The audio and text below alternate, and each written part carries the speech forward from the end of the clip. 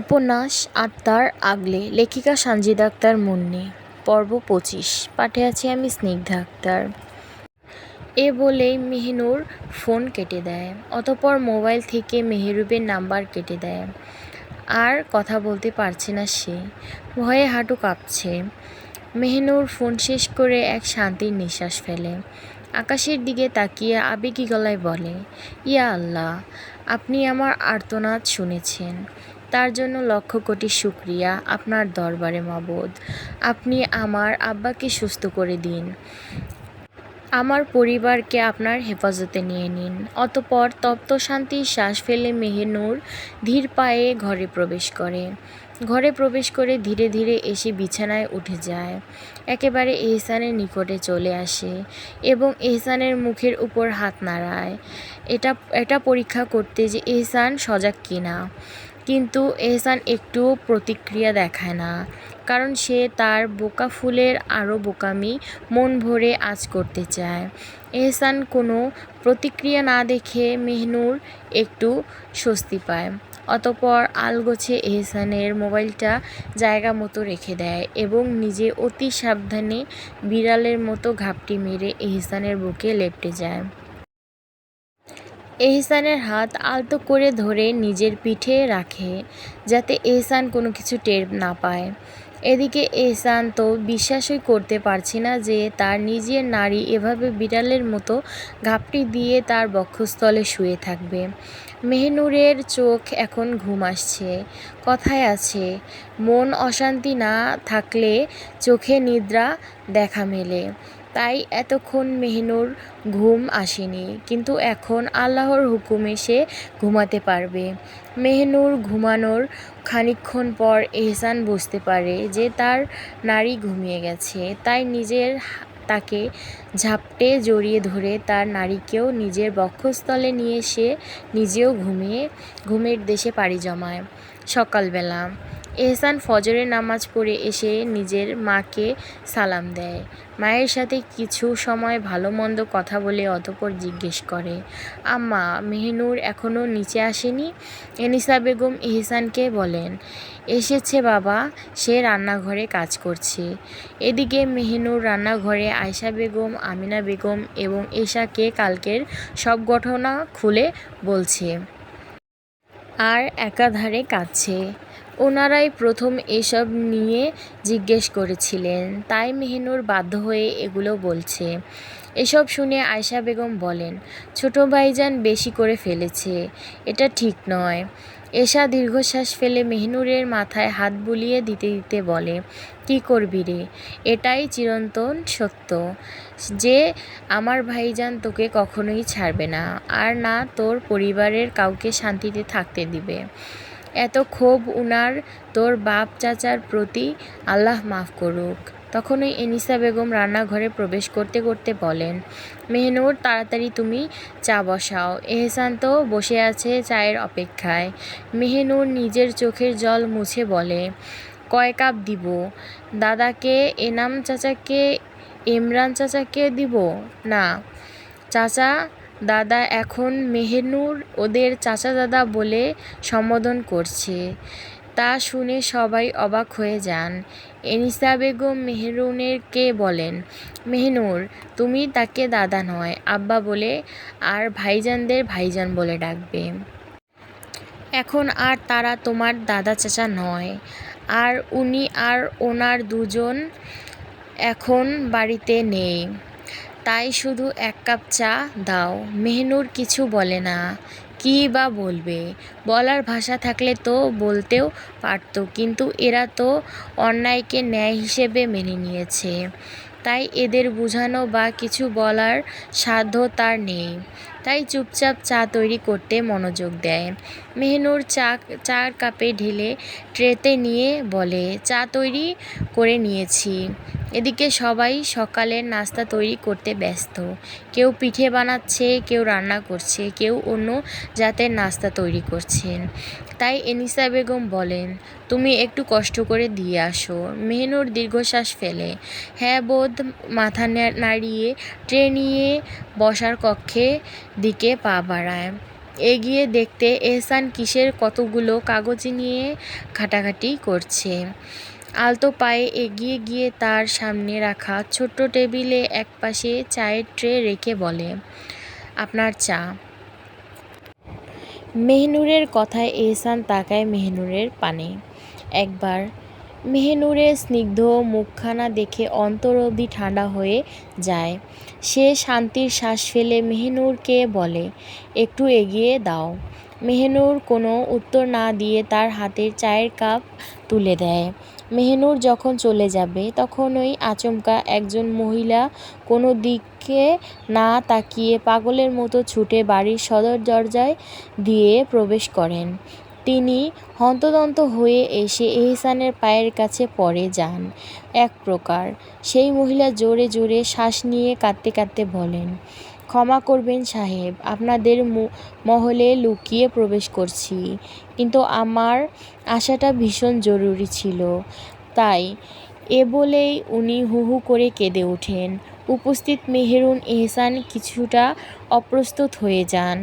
আর এমন পরিস্থিতিতে তো সবাই ভয় পাবে। তবুও এহসান দাঁড়িয়ে তাকে শান্ত করার চেষ্টা করে। মেহনুরকে উদ্দেশ্য করে বলে, মেহনুর, ওনাকে ধরে সোফায় বসাও আর পানি দাও। অতঃপর এই মহিলার দিকে তাকিয়ে বলে, আপনি কাঁদবেন না, যা বলার নিঃসংকোচে বলুন। মেহরুন তাড়াতাড়ি মহিলাকে ধরে সামনে সোফায় বসায়। ওই মহিলার মাথায় হাত, এভাবে কাঁদবেন না, আমি পানি নিয়ে আসছি, আপনি শান্ত হন।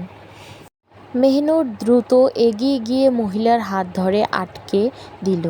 কাঁপা কাঁপা কণ্ঠে বলল, আপনি কাঁদবেন না, আমি পানি নিয়ে আসছি। না মা, আমি পানি লাগবে না, আপনি কষ্ট করবেন না। মহিলার ফ্যাকাশে মুখ দেখে এহসান একটু এগিয়ে এলো, শান্ত গলায় বলল, আপনি এত হতাশ হবেন না, এভাবে ভেঙে পড়বেন না। বলুন আপনি কে, আর কী কারণে আমার দরবারে এভাবে হাজির হলেন। মহিলা একবার এহসানের দিকে তাকালেন, যেন অনেক কথা বলতে চেয়েও আটকে যাচ্ছে, গলা শুকিয়ে আসছে। তবু কষ্ট করে বললেন, কালকে গ্রামে পশ্চিম পাড়ায় পিছনের পাড়ার যে মেয়ে আত্মহত্যা করেছে আমি তার মা। এটুকু বলে আর নিজেকে ধরে রাখতে পারলেন না। বুক ফেটে কান্না বেরিয়ে এলো তার। দুহাত দিয়ে মুখ ঢেকে হাউমাউ করে কাঁদতে লাগলেন। এহসান গভীর দৃষ্টি নিয়ে মহিলার দিকে তাকালো, শান্ত গলায় বলল, আপনি নিজেকে সামলান দয়া করে, একটু বুঝিয়ে বললে ভালো হতো। মহিলা কাঁপা কাঁপা হাতে ওড়নার আঁচল দিয়ে মুখ ঢাকলেন। তারপর ফুঁপিয়ে ফুঁপিয়ে বললেন, আমার মেয়ে এমনি এমনি আত্মহত্যা করেনি ছোট তালুকদার সাহেব, ওর ইজ্জত হরণ করা হয়েছে। শেষ কথাটা বলে যেন সব শক্তি হারিয়ে ফেললেন, আর কিছু বলতে পারলেন না, শুধু ফুঁপিয়ে ফুঁপিয়ে কাঁদতে লাগলেন। এই কথা শোনার পর এহসানের চোখ মুখ কঠিন হয়ে গেল, চোয়াল শক্ত হয়ে উঠল, কপালের রগ ফুলে উঠল রাগে। কি, তার গ্রামে এইসব হচ্ছে আর সে কিছুই জানে না? কঠিন গলায় বলল, আপনি সব খুলে বলুন। মহিলা কিছু বলতে পারলেন না, শুধু কাঁদতে লাগলেন। মেহনুর ধীরে ধীরে উনার মাথায় হাত বুলিয়ে দিল, সান্ত্বনার সুরে বলল, দেখুন মা, আপনি খুলে বলুন, আপনার কথা পুরো না শুনলে তো বোঝা যাবে না। আপনি বলুন, ধীরস্থির হয়ে বলুন। মেহরুনের কণ্ঠে অনুভূত মায়া ছিল। মহিলা তার চোখের দিকে তাকালেন, চোখ জমে থাকা অশ্রু গড়িয়ে পড়ল। কাঁপা কণ্ঠে বললেন, জানো মা, আমার মেয়েটাও এভাবে আমায় মা ডাকতো, কিন্তু এখন আর ডাকে না। কথা বলে আবারও বুক ফেটে কান্না শুরু করে দিলেন। মেহনুর ধীরে ধীরে ওনার সামনে হাঁটু গেড়ে বসল, নরম হাতে ওনার হাত ধরে নিজের মুঠোয় নিয়ে বলল, আপনি সব খুলে বলুন মা। এ বলেই তিনি ডুকরে কেঁদে উঠলেন। এহসানের মগজ টকবক করতে থাকলো। কিন্তু তবুও নিজেকে শান্ত রেখে বললেন, আপনি কি পুলিশের কাছে যাননি? মহিলা নিজের আঁচলের মুখ গুজে কাঁদতে কাঁদতে বললেন, বাবা, আমার মেয়েটা আধমরা হয়ে বাড়ি এসেছিল। বাড়ি এসেই আমার বোকা মেয়েটা গোসল করে নিয়েছিল। আমাদের কাউকে কিছু বলেনি বাবা। আমার মেয়ে হয়তো এজন্যই বলেনি, ভেবেছে আমি কি নিজেকে সামলাতে পারবো কি না। কিন্তু একদিন পর অনেক কষ্টে আমরা ওর মুখ থেকে সব কথা জানতে পেরেছিলাম। যখন আমরা সব জানলাম তখন ওই সাথে সাথে পুলিশের কাছে গিয়েছিলাম, কিন্তু পুলিশ বলল এসব কেসের কোনো তদন্ত নেই আর তাড়াতাড়ি আমাদের ফেরত দিয়ে দিল। তারপর আবারও ডুকরে কেঁদে উঠে বললেন, তাই আমার মেয়েটা লজ্জায় দুঃখে ঘৃণায় নিজেকে সামলাতে না পেরে নিজের প্রাণটা শেষ করে দিল। এখন আপনি কিছু করুন, কারণ আমি জানি আপনি এহসান তালুকদার সমাধান দিতে পারবেন। আমার অনেক কষ্টের মেয়েটা ছিল বাবা। ওর বাপ মরার পর আমি ওদের দুই বোনকে অনেক কষ্ট করে বড় করেছি বাবা। আর আজ আমার মেয়েটা চলে গেল। আমি চাই আমার মেয়ে যেন তার প্রাপ্য বিচার পায়। তাই তোমায় এক মা ভিক্ষা চাচ্ছি বাবা, তুমি ওই ধর্ষককে শাস্তি দাও। এহসান শান্ত অথচ দৃঢ় গলায় বলে, আপনি কি ওই কুত্তার বাচ্চাটাকে চিনেন? নিয়ে যেতে পারবেন আমায় ওর কাছে? মহিলা যেন নিজের সমস্ত জ্বালা ঘৃণা কষ্ট একসাথে উগরে দিলেন। দ্রুত মাথা নেড়ে বলেন, হ্যাঁ হ্যাঁ, আমি চিনতে পারবো। এহসান তখনই নিজের পাঞ্জাবির দুই পকেটে হাত ঢুকিয়ে মোবাইল খোঁজার চেষ্টা করলো, কিন্তু পেল না। মনে পড়লো তাড়াহুড়া করে মোবাইলটা ঘরেই রেখে এসেছে। সে মেহেরুনের দিকে তাকিয়ে বলল, মেহনুর, আমার মোবাইলটা নিয়ে আসো। অন্য সময় হলে হয়তো মেহনুর গভীর মুখে কিছু একটা বলতো বা এহসানের কথার তোয়াক্কা না করতো, কিন্তু আজ সে আর এক মুহূর্ত দেরি করলো না। দ্রুত ঘর থেকে মোবাইলটা এনে এহসানের হাতে দিল। এহসান মোবাইল হাতে নিয়েই দ্রুত কাউকে কল দিল। কয়েক সেকেন্ডের মধ্যেই ওপাশ থেকে ফোন ধরার শব্দ এলো, জয়নাল, তাড়াতাড়ি গাড়ি বের কর, আমি বের হব। এ কথা বলেই সে মোবাইল আবার নিজের পাঞ্জাবির পকেটে রেখে দিল। এরপর মহিলার দিকে তাকিয়ে বলল, এখন ওই শহরের বাচ্চাটাকে কোথায় পাবো সেটা আপনি জানেন? মহিলা চোখ মুছে কাঁপা কণ্ঠে বললেন, বাবা, এ সময় ওই শয়তানটা গ্রামের শেষ মাথার বাজারের বটগাছটার নিচে বসে থাকে স্কুল কলেজ যাওয়া আসা মেয়েদের দেখতে। এহসান চোখ মুখ যেন আগুন জ্বলতে লাগলো। নিচের গায়ের চাদরটা ঠিক করতে করতে বলল, চলুন, আজই ওর দিন শেষ হবে ইনশাআল্লাহ। তার কণ্ঠে এক অদ্ভুত দৃঢ়তা, এক ভয়ঙ্কর প্রতিশোধের ঝলক ছিল। এ বলেই সে দ্রুত পায়ে পা চালিয়ে বেরিয়ে গেল আর মহিলা তার ঠিক পেছনেই ছুটলেন। মেহনুর চুপচাপ দাঁড়িয়ে সব দেখছিল। এহসান চোখে সে এক ভয়ঙ্কর প্রতিশোধের আগুন দেখতে পাচ্ছিল। আজ যদি সে এই ছেলেটাকে হাতে পায় তাহলে ওর যে নিকৃষ্ট মৃত্যু হবে তা বলার অপেক্ষা রাখে না। দীর্ঘশ্বাস ফেলে সে ট্রেটা রাখা চায়ের কাপ তুলে নিল নিজের ভাবনার মধ্যে থেকেই। এহসানের চায়ের কাপে একটু চুমুক নিয়ে রান্নাঘরের দিকে পা বাড়ালো, কিন্তু মন পড়ে রইল এহসানের দিকে। কি করবে আল্লাহই জানেন। এহসান গাড়ির সামনে সিটে বসে আছে। চোখে মুখে কঠিন রাগ ফুটে উঠেছে, তবুও নিজেকে শান্ত রাখার চেষ্টা করছে। জয়নাল নিঃশব্দে গাড়ি চালিয়ে যাচ্ছে। পেছনে বসা মহিলা চুপচাপ চোখ মুছছেন, মাঝে মাঝে ফুঁপিয়ে উঠছেন। একসময় গ্রামের শেষ মাথার বাজারের কাছাকাছি এসে পৌঁছালো তারা। বটগাছের কয়েক হাত দূরেই জয়নাল দাঁড়িয়ে থামিয়ে দিল, কারণ শিকার সামনে। এহসান ধীর পায়ে নেমে পড়ে। চারপাশে একবার দেখে নিয়ে মহিলার দিকে তাকিয়ে বলল, নেমে আসুন, আর দেখিয়ে দিন কোথায় আছে এই কুত্তার বাচ্চা। মহিলা গাড়ি থেকে নামলেন, কিছু মুহূর্ত এদিক ওদিক তাকালেন, তারপর আঙুল উঁচিয়ে কাপা গলায় বললেন, ওই দেখ বাবা, ওই যে ওই কুকুরটা। এহসান তার দৃষ্টি অনুসরণ করল। বটগাছের নিচে একটা বাইকে বসে থাকা এক যুবক সিগারেট হাতে নিয়ে আয়েশ করে টান দিচ্ছে, চোখে মুখে খারাপ হাসির ঝিলিক। এহসান এক দৃষ্টিতে তাকিয়ে রইল। চোখের সামনে শুধু একটাই দৃশ্য ভেসে উঠছে, লজ্জায় দুঃখে অপমানে আত্মহত্যা করা এক নিষ্পাপ মেয়ে আর তার মায়ের কান্না। সে ধীরে ধীরে নিজের চাদরটা টেনে অর্ধেক মুখ ঢেকে নিল, তারপর শান্ত গলায় মহিলার দিকে তাকিয়ে বলল, আপনি ওর সামনে যান, আমি আছি। মহিলা এহসানের চোখে ভয়ঙ্কর প্রতিশোধের ছায়া দেখলেন, কিন্তু আজ আর ভয় পেলেন না, বরং ভরসা পেলেন। সে ধীরে ধীরে হাঁটতে লাগলেন, আর এহসানের ঠিক তার পিছনেই। মহিলা থরথর করে কাঁপতে কাঁপতে এগিয়ে গেলেন ছেলেটার সামনে। এক মুহূর্ত সে কিছু বুঝে উঠতে পারল না, তারপর তাচ্ছিল্যের হাসি ছড়িয়ে বললেন, কিরে বুড়ি, তোর মেয়েকে যেমন মজা করে খেয়ে উপরে পাঠিয়েছি, তোকে কি এবার পাঠাবো?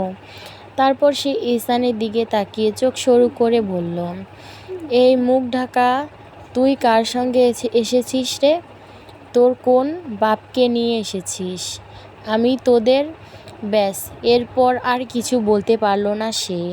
বিদ্যুতের গতিতে এহসানের ডান হাত উঠে এলো আর সমস্ত শক্তি দিয়ে সে ছেলেটার বাম গালে এমন এক থাপ্পড় কষালো যে দাঁতগুলো রক্তের সঙ্গে ছিটকে পড়ল।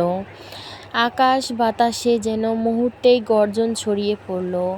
ছেলেটা ঠিকভাবে দাঁড়িয়ে থাকতে পারল না, একপাশে টলমল করে লুটিয়ে পড়ল মাটিতে। মুখ থেকে গলগল করে রক্ত ঝরছে। এহসান তখন ধীরে ধীরে তার চাদর সরিয়ে নিল। মুখের তীব্র রাগ ফুটে উঠেছে, ছেলেটার চোখ ছানাবড়া। এহসান তালুকদার? তার কণ্ঠে ভয়, আতঙ্ক আর মৃত্যুর ছায়া নেমে এলো। সে জানত তার কুকর্মের কথা এহসান শুনে ফেলেছে, আর তার সামনে এটাই মৃত্যু। সে ছটফট করে উঠে বসে কোনোভাবে পালানোর চেষ্টা করে, কিন্তু না, তা আর হয়ে ওঠে না। এহসান অগ্নিয় দৃষ্টিতে তেড়ে এসে তার বুক বরাবর একটা প্রচণ্ড লাথি বসায়।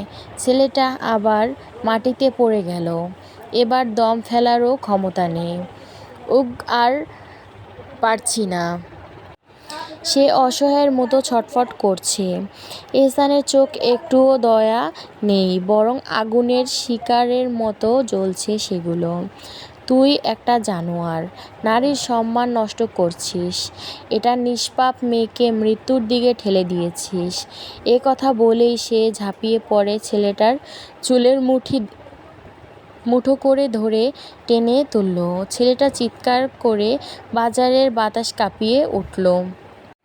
এহসান তাকে মাটিতে টেনে হিঁচড়ে নিয়ে যেতে লাগলো, আর পেছনে ফিরে মহিলার দিকে তাকিয়ে বলল, মা, আপনি গাড়িতে উঠুন, আর প্রস্তুত হন নিজের মেয়ের খুনির ভয়ঙ্কর মৃত্যুর সাক্ষী হওয়ার জন্য।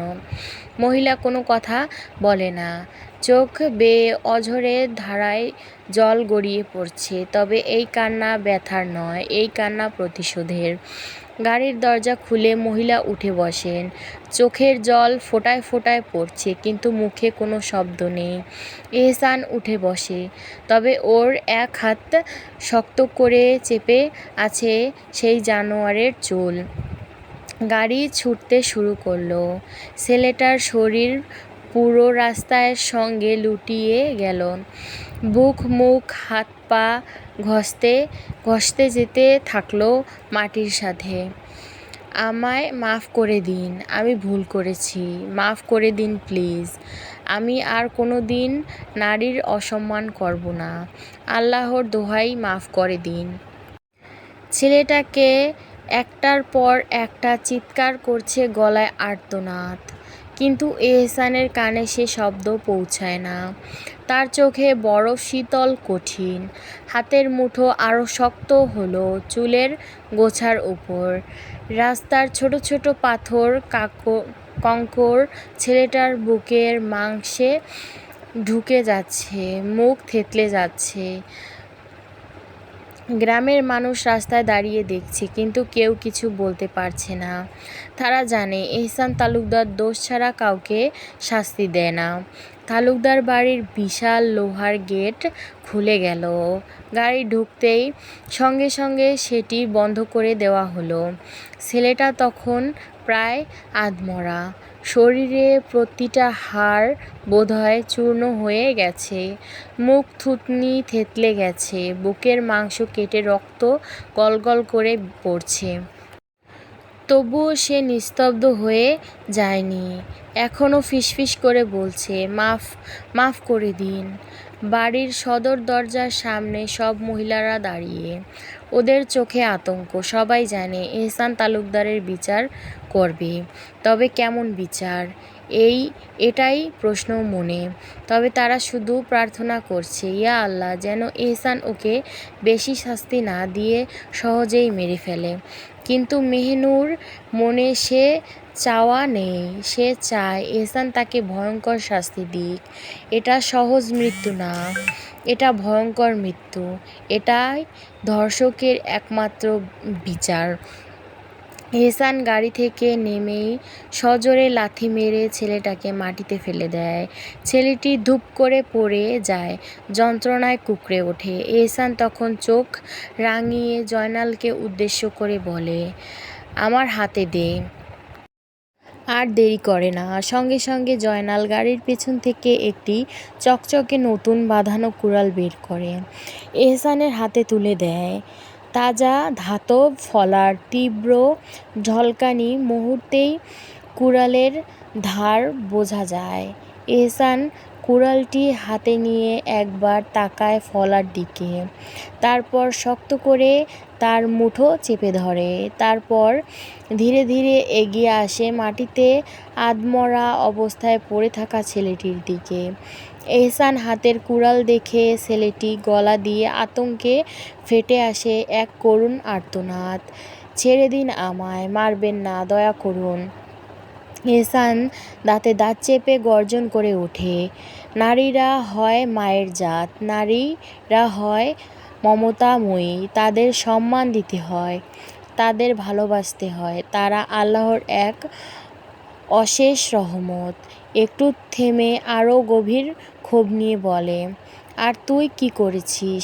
এক নারীর গর্ভ থেকে জন্ম নিয়ে অন্য এক নিষ্পাপ নারীর সম্মান হানি করেছিস, তাকে মেরে ফেলেছিস।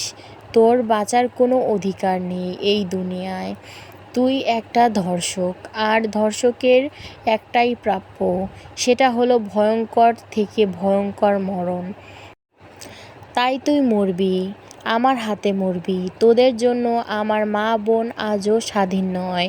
তুই মরবি, আমার হাতেই মরবি। এ বলেই এহসান কুড়ালটি তুলে নেয় এবং পরক্ষণেই সজোরে আঘাত করে ছেলেটির পুরুষাঙ্গে বারবার। মুহূর্তেই ছেলেটির মুখ থেকে বীভৎস আর্তনাদ বেরিয়ে আসে। এক ভয়াবহ রক্তাক্ত মৃত্যুতে সে ছটফট করতে করতে প্রাণ হারায়। কিন্তু তাতেও এহসান থামে না। তার চোখে প্রতিশোধের আগুন আরও দাউ দাউ করে জ্বলে ওঠে। সে ছেলেটির নিথর লাশের দুই হাত এক এক করে কেটে ফেলে। তারপর পাগলের মতো তার বুকে পেটে একের পর এক কূপ দিতে থাকে। তার চারপাশে রক্ত ছড়িয়ে পড়ে, মাটির রং লাল হয়ে যায়, কিন্তু এতে এহসানের কিছু যায় আসে না। সে তার ক্ষোভ মেটাতে ব্যস্ত। তার মাথায় একটাই কথা, ধর্ষকের কোনো স্থান নেই দুনিয়ায়। একসময় ধারাবাহিক আঘাতে ছেলেটির শরীরের মাংস ছিঁড়ে কলিজা বেরিয়ে আসে। স্পষ্ট দেখা যাচ্ছে সেই ধুকপুক করতে থাকা কালচে লাল কলিজা। এহসান গভীর দৃষ্টিতে সেই কলিজার দিকে তাকিয়ে থাকে কিছুক্ষণ, তারপর নিঃশ্বাস ফেলতে ফেলতে হাতে থাকা কুড়ালটি ফেলে দেয়। ধীরে ধীরে হাত বাড়িয়ে দাঁত ছেলেটির কলিজা টান দিয়ে টেনে বের করে আনে, নিজের হাতে তুলে নেয়। এক মুহূর্ত সে নিথর হয়ে দাঁড়িয়ে থাকে, তারপর সেই কলিজাটি মুঠোর মধ্যে নিয়ে এগিয়ে যায় এক পলক মহিলার দিকে, যিনি দাঁড়িয়ে দাঁড়িয়ে কেঁদে চলেছেন। তিনি সেই মা যার নিষ্পাপ মেয়েটার এই দুশ্চরিত্র জানোয়ারের লালসার শিকার হয়েছিল। উনি এতটা ভয়ঙ্কর মৃত্যু দেখে, এতটা নির্মম শাস্তি দেখে আনন্দে কেঁদে ফেলেছেন। এমন শাস্তি দেখে যেন ওনার ভেতরের দহন কিছুটা প্রশমিত হয়েছে। এহসান মহিলার সামনে এসে সেই রক্তমাখা কলিজা উঁচু করে ধরে বলে, মা দেখুন, তৃপ্তি নিয়ে দেখুন আপনার মেয়ের খুনির কলিজা ভালো করে দেখুন, নিজের মনে শান্তি দিন। মহিলার কথা বলতে পারে না, কান্নায় ভেঙে পড়ে, এহসানের পায়ের ওপর পড়ে যান। এহসান বিস্মিত হয়, সে দ্রুত কলিজাটা ছুঁড়ে ফেলে দিয়ে হাঁটু গেড়ে বসে পড়ে ওনার সামনে। তখনই উনি থরথর কাঁপতে কাঁপতে বলে ওঠেন, তোমায় সালাম বাবা, তুমি যা করেছ তা আমার আপন ছেলেও করতো না। তুমি সত্যিকারের পুরুষ, তুমি এক সিংহ, তুমি ন্যায়ের সিংহ। ধন্য তোমার জননী, ধন্য যে উনার গর্ভে তোমার মতো সিংহের জন্ম হয়েছে। আমি কৃতজ্ঞ বাবা, কৃতজ্ঞ, কিন্তু কিভাবে প্রকাশ করব খুঁজে পাচ্ছি না। এহসান গভীর দৃষ্টিতে ওনার দিকে তাকিয়ে থাকে, তারপর ধীর গলায় বলে, পৃথিবীতে একজন নারী বাদে আমি সব নারীকে নিজের মা আর বোন মনে করি।